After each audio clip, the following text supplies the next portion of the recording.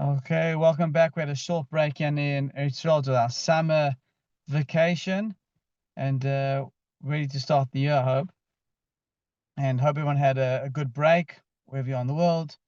And we're now in the month of Elul.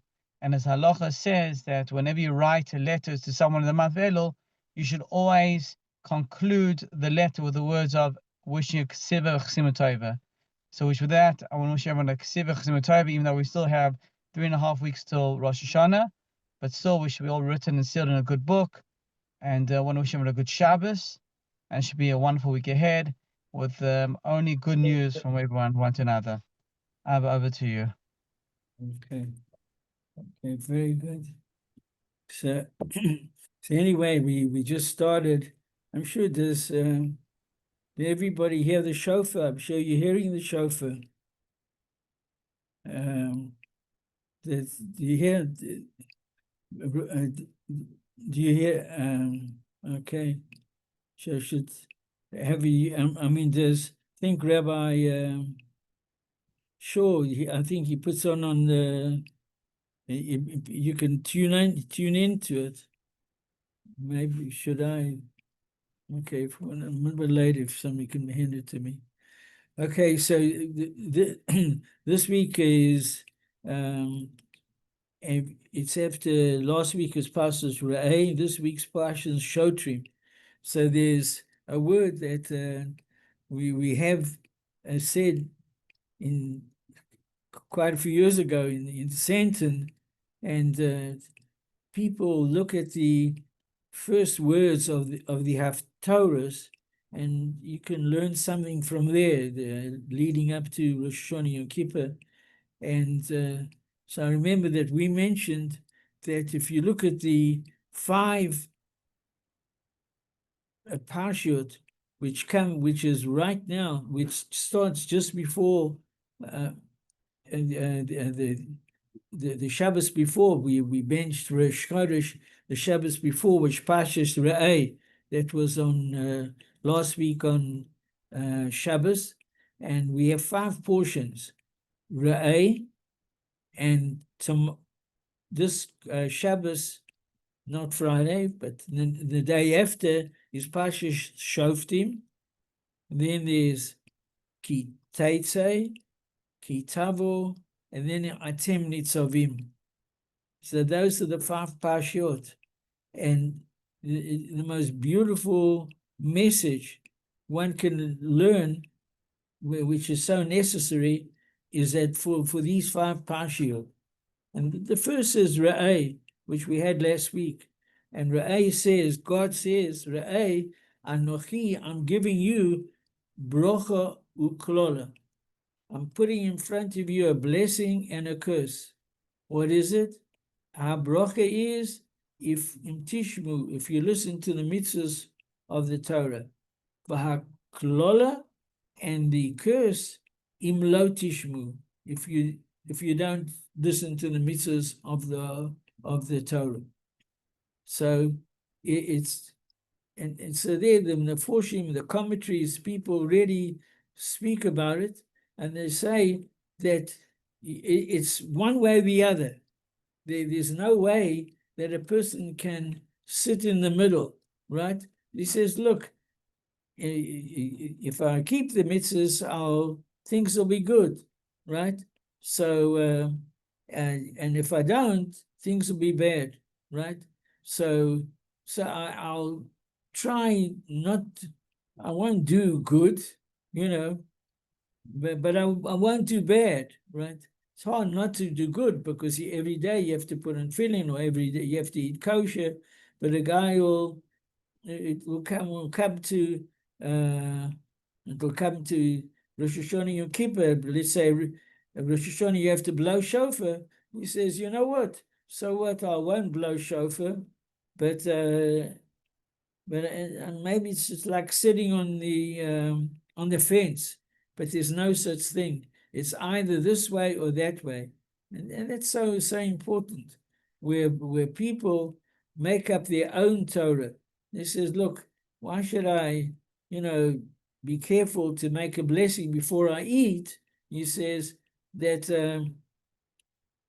you know, I say I won't make a blessing, but I won't do other things bad. Or in other words, but I'll be a good Jew at heart. You know, like they would say, that's why so many people have heart attacks, because the heart has to put in tefillin for you, the heart has to eat kosher for you, the heart has to give charity for you. So the pure heart, how much can one heart do, right?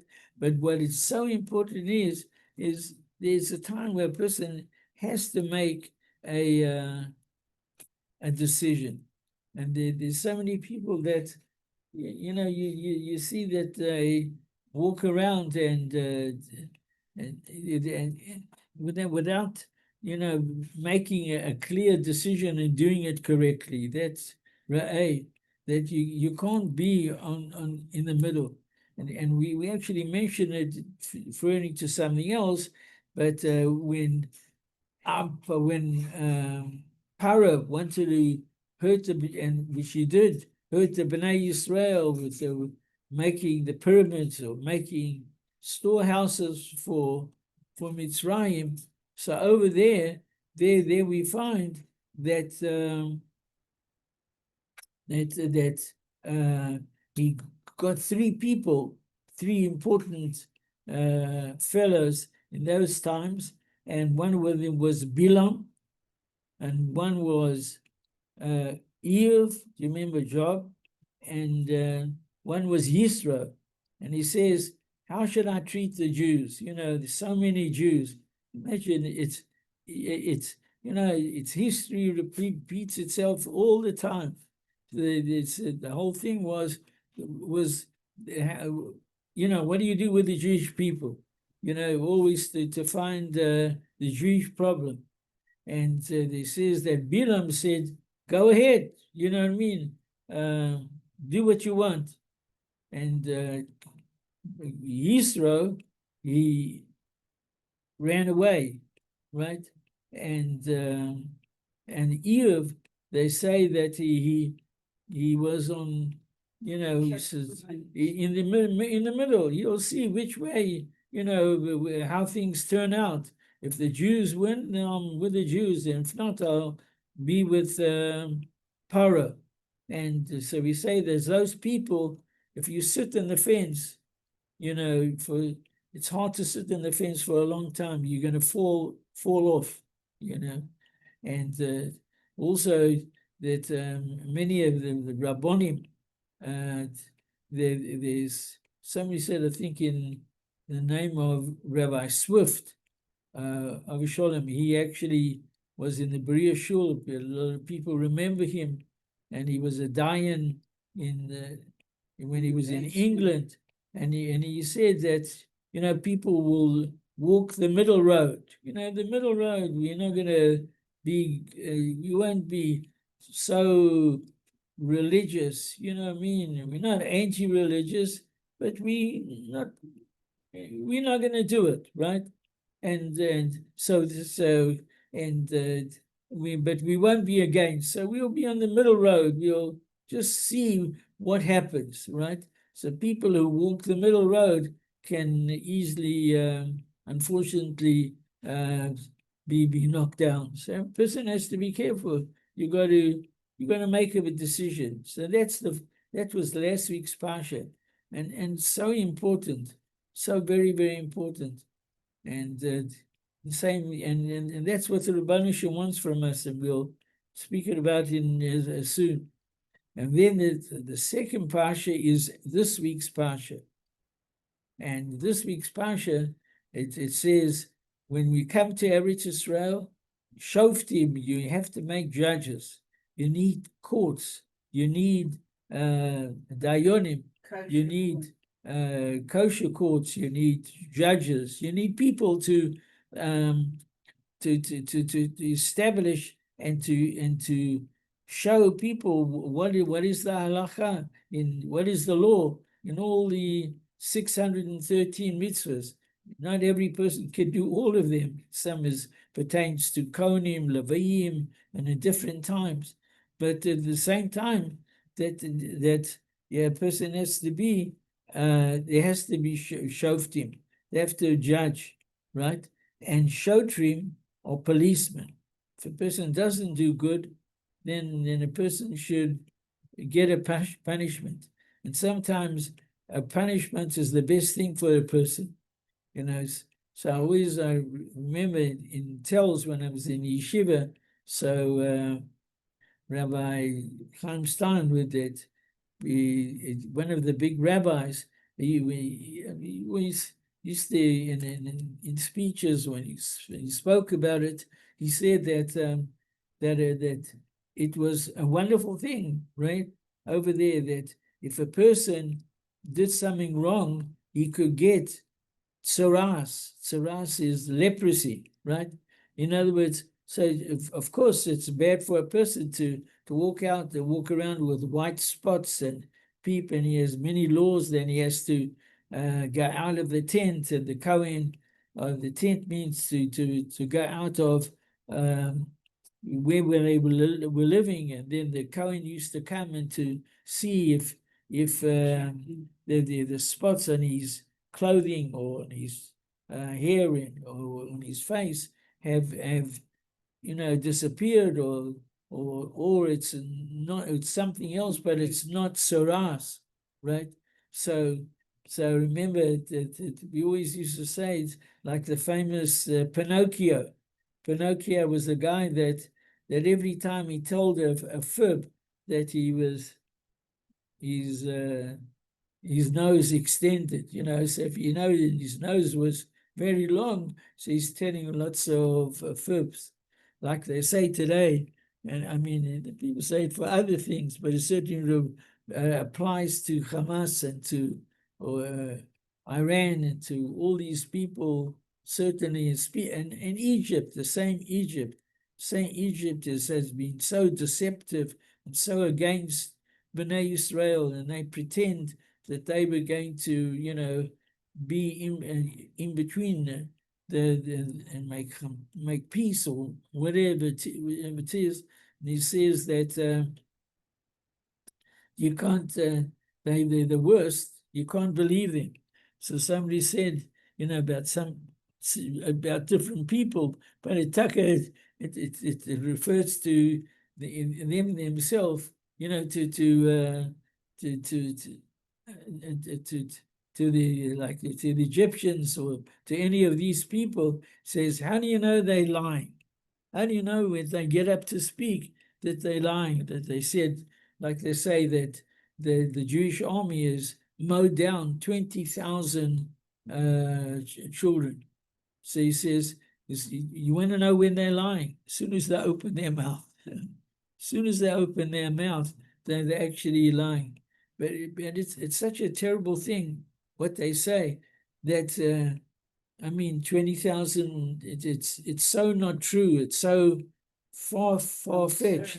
And the Jewish people, they invite people to come and see who, see what's going on. See, it's we who supplying food, and it's they steal it, the Hamas. So it's that shoftim v'shotrim. So that's the way you have to be. But the Chazal rabbis explain in beautiful. It says you have to have judges and you have to have policemen b'chol shorecho, in all your gates. It means in all your cities and all your towns and wherever you are. You have to have discipline. You have to have people who holding law and order, right? And unfortunately, that our world that we're living in is so far from it. Like everybody knows about this new person who may become mayor, 30-year-old stupid fellow who wants to say that if people do anything wrong against society, right, even they go off free, only if he does it twice. If he does it 3 times, and if he kills, then you will face nothing. You give him cuts like he's a naughty a naughty boy and let him go free. I mean, it's the whole society. We're living in the most perverted, terrible times, I think, ever in the history of mankind. So, but our Torah, when we say shoftim v'shoftim, we look to ourselves that you have to have people who judge, and you have to have judges, and you have to have inspectors who police who provide punishment when it's necessary. Is talking about the gates of our body, the gates of our mind, that we have eyes. He says we can open and close the eyes. Certain things you shouldn't look at, certain films you shouldn't go to, certain people you shouldn't be associated. So you turn a blind eye. You don't look at them. You don't get involved. When it comes to a person's mouth, person has to be able to always speak the truth and not say anything which is incorrect.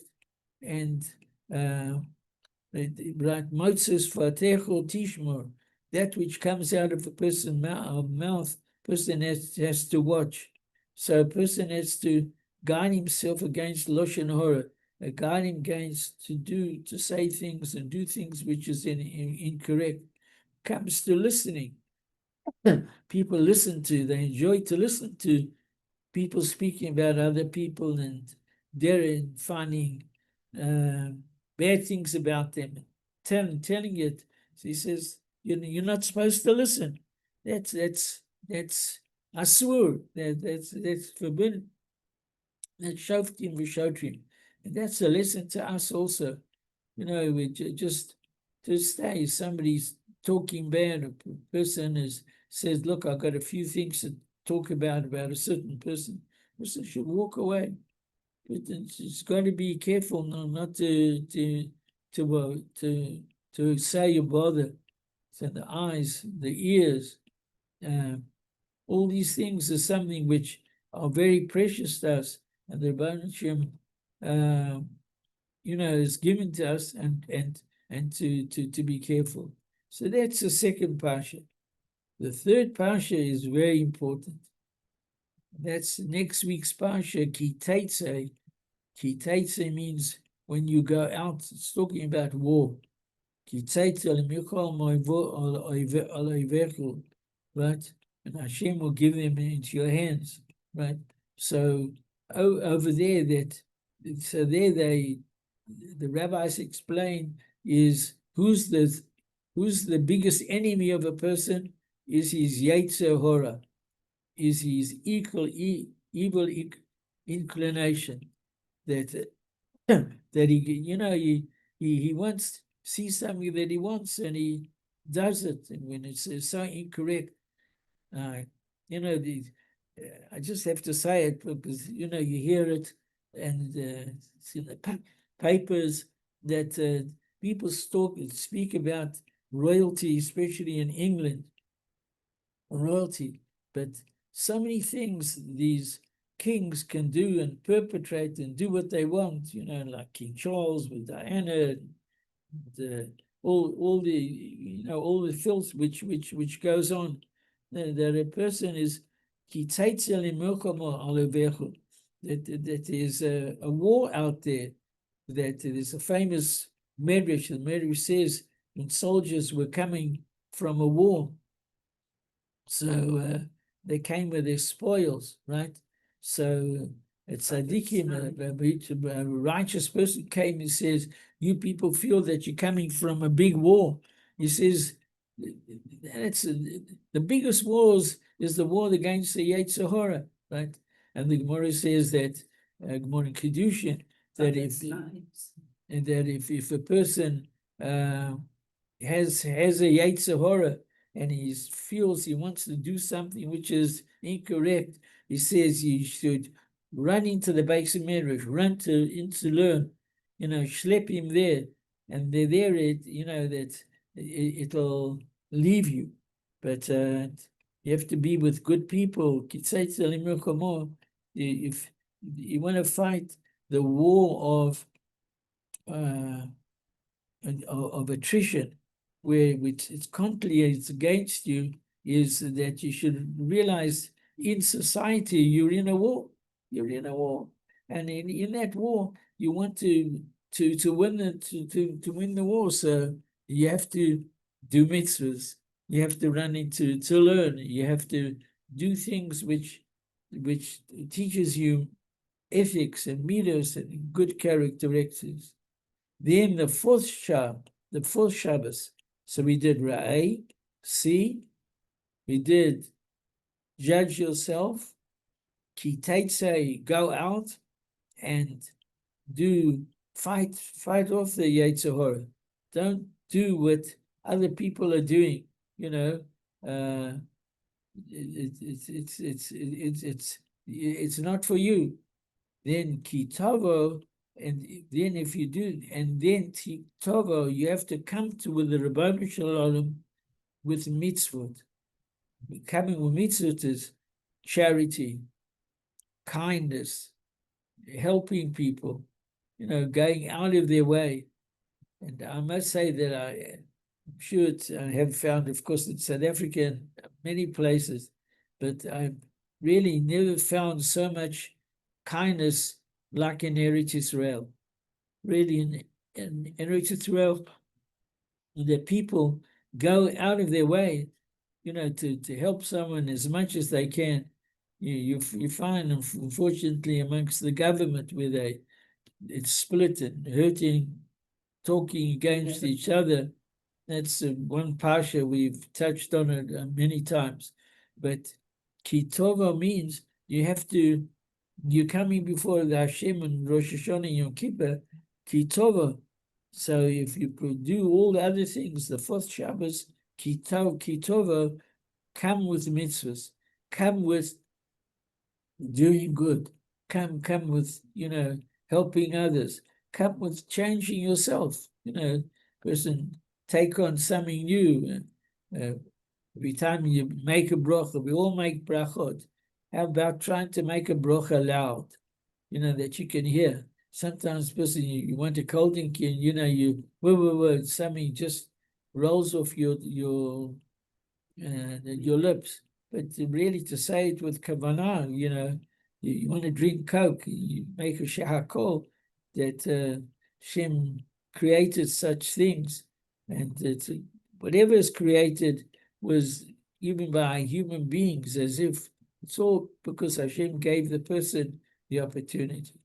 And then finally, the Shabbos before Rosh Hashanah is the portion Atem Nitzavim. You are then standing before the Rabbanu Shalom. Then you can stay before Shem. So here again is a story that always, from time to time, and actually does grip me also. Sometimes a guy you're living and you're driving a nice car and you're still making a living and enjoying your food, or things are nice, everything is, and you forget where it all comes from. That it comes from Hashem.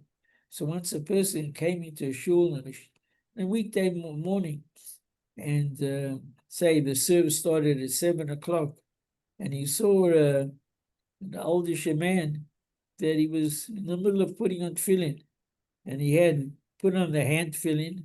In the other hand, he had the tefillin of the head, which he was ready to put on.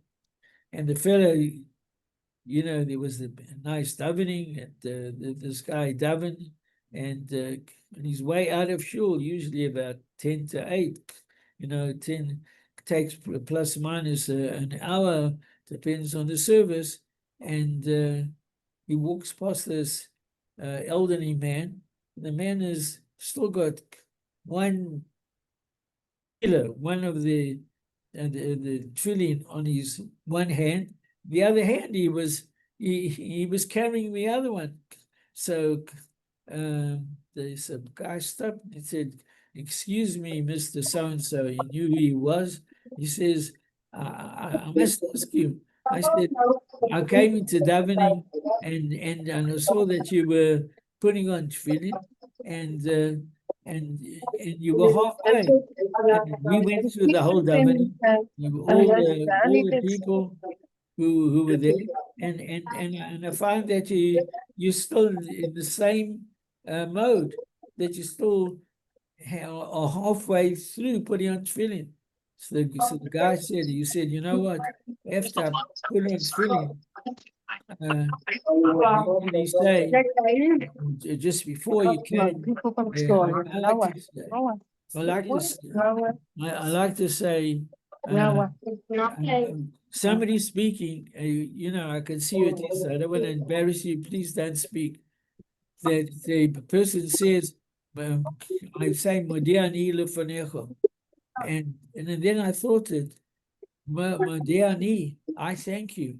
Hashem, I just got out of bed. I'm breathing. I got dressed. I came to shul. I'm doing a mitzvah. And who am I doing for? For Melech Malchei Hamlochim, for the Rabbanu Shalom. And I was overcome. Who am I just to, you know, to talk to God? Like I am talking to Hashem as if he's my mate, my present. I said, thank you, Hashem, for teaching me the mitzvah of tefillin. And I say, Modeh ani lefanech, and Melech, a person who, the God who created the heaven and earth, God created, when you look at the earth and you look at the thousands of stars and you look at, you know, how can anybody not think that, where did it all come from? Where would it come from? You look at the great ocean, it's there's so much water, there's so the waves which keep going day in, day out for thousands of years. So where did it all come from? It came from the Rabbanu Shalom. So then I really felt. I ordered a salad. You can serve it with me, Max. When? Tell them not to pack. You only ordered a salad? You didn't order a burger? Everybody ordered knows what she's ordering.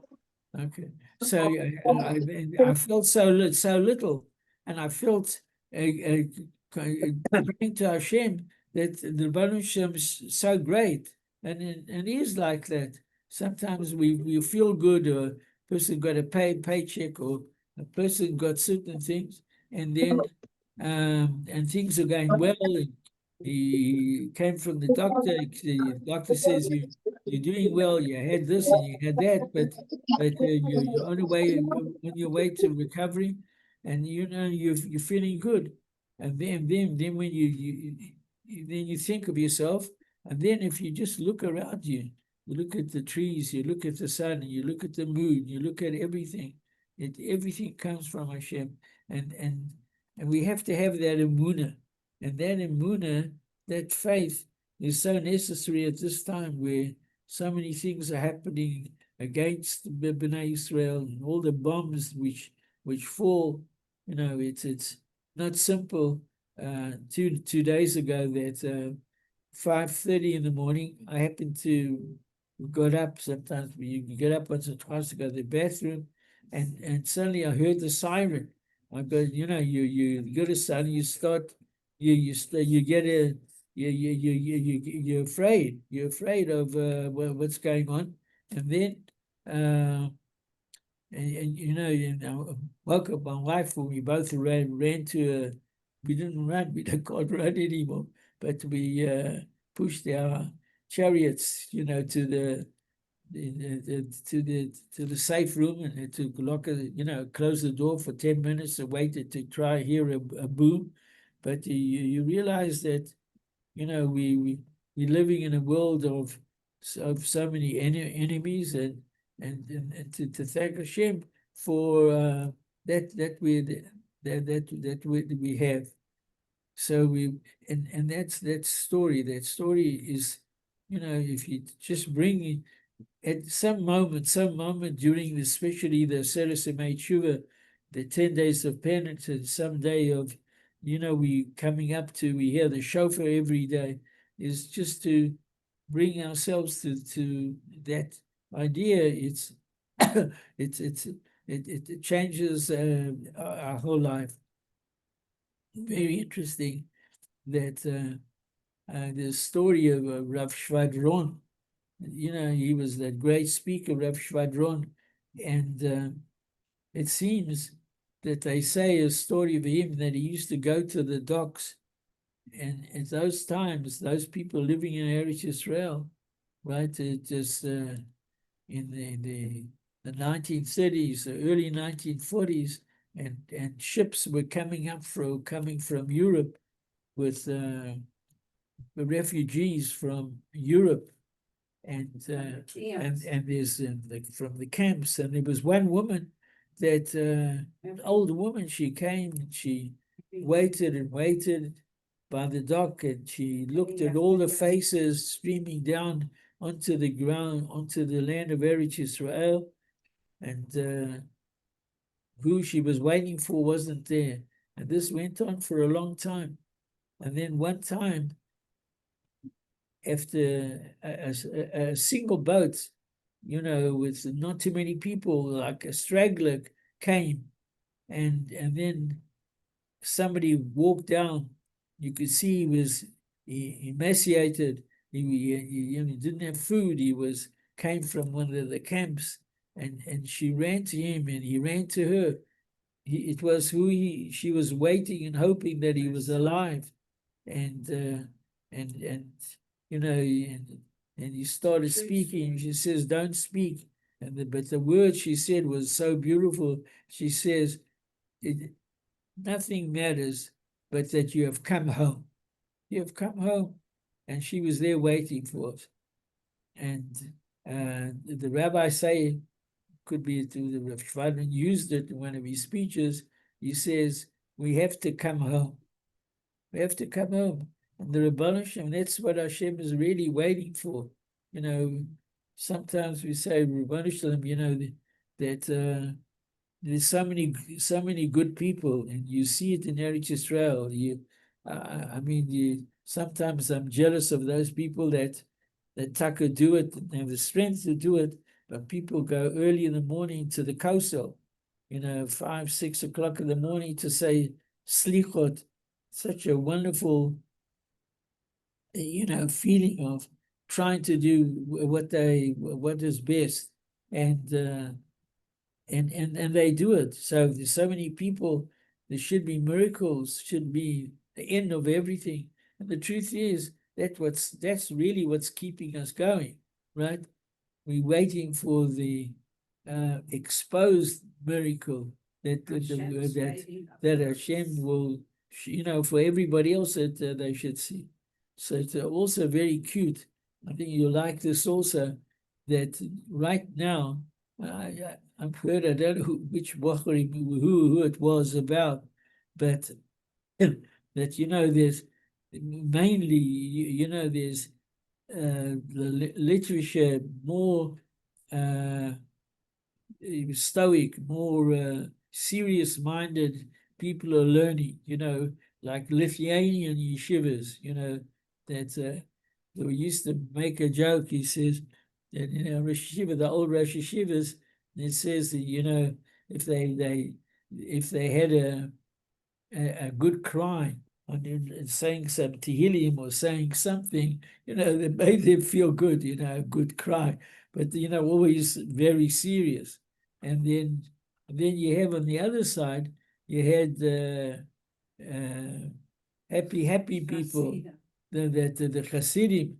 Some of them, everybody knows the different types, but there's a lot of Hasidim, a lot of people who are they grow long payers, and they have the shtreimels, and they have a different attitude. So these guys, there's all of them, both types, were learning in a kollel or in a yeshiva.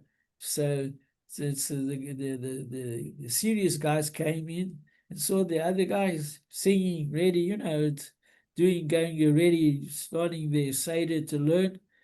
So they said to him, well, what are you guys are so singing, you know, as if things are all, you know, it's a happy time. What do you mean? It's Elul started, the shofar's being blown. He says, you guys should be careful that you know, not to be sort of over enjoyment. So they said, what do you mean? He says that we have already we learned, and there is a medrash like that. And I remember from the late Rabbi Eloy, that's when I first heard it. And then he used to love to say it, that he says at this time, especially the Seres Yemei Tshuva, he says that the Melech, that the king is amongst the people, right? Usually a king is in his palace and he's far away and he's not close to them. But and this is the time that the Melech is there. The Melech is, you know, ready to accept anybody who wants to be accepted, and this is the time. This is the time, right? That the Rebbeinu Shalom is not going to look. He's happy to see them. You know, as long as they're coming home. So it's like the story of the diamond we mentioned sometime, that there are people who weren't that frum will worry, you know, but they haven't learned that much. They don't do so much, you know. This is what happens when the shiur comes. They're all going to be herded into one place and put into a ship and you know, sailed away, sent away, and until the one Rov, he which was the Babisher of the Rov, the Sholem Bear, he says that you could look at diamonds, but people who don't know the worth of the diamond could look and they think it's the bigger the diamond, the more expensive it is, and it's not true. That it's you have to look inside the diamond. You need a magnifying glass. You have to see that there's no cracks, that it's blue and it's perfect, right? And it could be half the size, but half the size is very valuable. And that's all of us, that we, you know, this is the way that we have to enter into this time, and it is a special time, and I mean, and wherever you are, then people who are listening from other places other than Eretz Israel, and I know that South Africa, everybody does taking things seriously, and in Eretz Israel they take it very seriously. Covers a Motzei Shabbos that people go to the Kosel. I mean, my daughter and her family went to Motzei Shabbos. I was still up, and it was around 12 o'clock. And they said they just came back from the Kosel. He says, but we were leaving the Kosel, and hundreds of people were still coming. You know, it's such a beautiful experience and uplifting, and that's what we have to do. We have to uplift ourselves, maybe a little bit being serious, maybe a little bit of being happy about the time, and really go into it. So again, that I think that if you just try to remember these 5 parshiot, very beautiful. The one Ra'ei we passed, you know, look what's right and what's wrong. And the second one is Shoftim v'Shotrim, be a judge over yourself, what you see, what you hear, what you say. And the next one is Ki Teitzin, go out and do war. In other words, do good things. Try to do a little bit more. Try look for perfection. You know, God says that Kadoshim to you, be holy, because I'm holy. isn't it crazy we compared to the Rabbanu Shalom? She says, no, you can be holy, because I'm holy and I'm your God. I'll help you. But that's the way you have to be. And then Kitova is bring bikurim, bring the first fruits, right? Like the farmers, after a year of plowing and sowing and praying that the crop will grow, and then they bring the first fruits. The person says before Hashem, these are the first fruits. You remember, the people bring it in baskets and you know that this is the first fruits, and the person thanks Hashem for whatever a person has, but he has to bring that. And then then you can stand, then you can talk to God. You know, the guy putting on the tefillin, he was talking to Hashem. He says, how can I, who am I, face it? And nobody, right? And, you know, I'm talking to that Melech Malchei Melachim, the King of Kings, you know, the Adon Olam, right? Like we sing in Shul, Adon Olam, Hashem, the King of the universe. I talk to him. They allow us to talk to him, and even if we haven't been as we're supposed to be, but Hashem just wants us to come out, just to say, look, you know, it's time to get stuck into what we should do, and then please God that we really hope that that Hamas will be got rid of. Something will happen to Iran. People will be able to flock to Eretz Yisrael without being afraid of, you know, that maybe it's not so that safer and having to run into shelters, that it'll be a thing of the past. And Mitzvah Shem, it will all be good.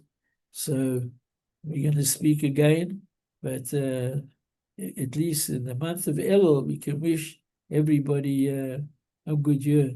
If you can give me my shofar that I just think that I felt very good, because I was davening and it's at my son's.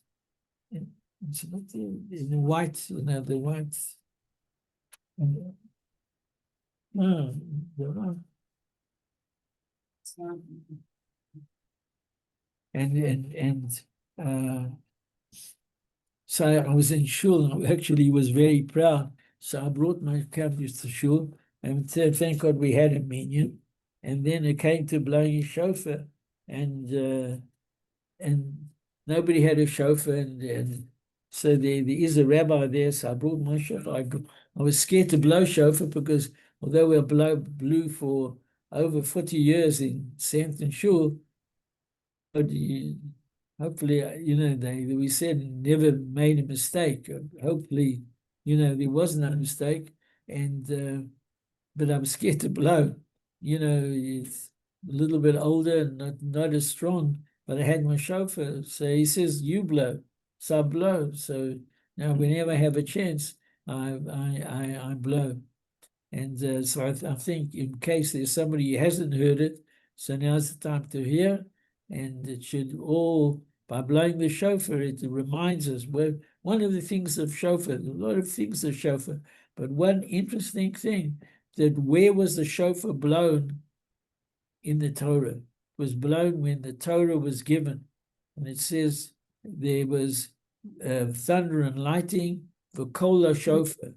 Who blew the shofar? It must have been angels of Hashem, or Hashem himself, and so himself.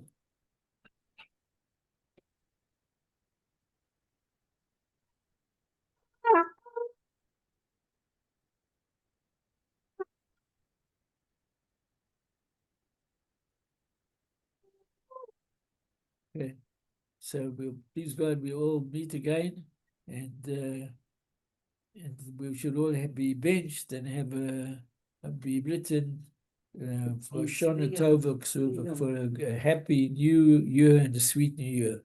Thank you. Thank you, Rabbi. Okay, thanks. Thank you, Abba. Okay, can. Rov. Okay, Good to be Lovely. back with you. yes. We went.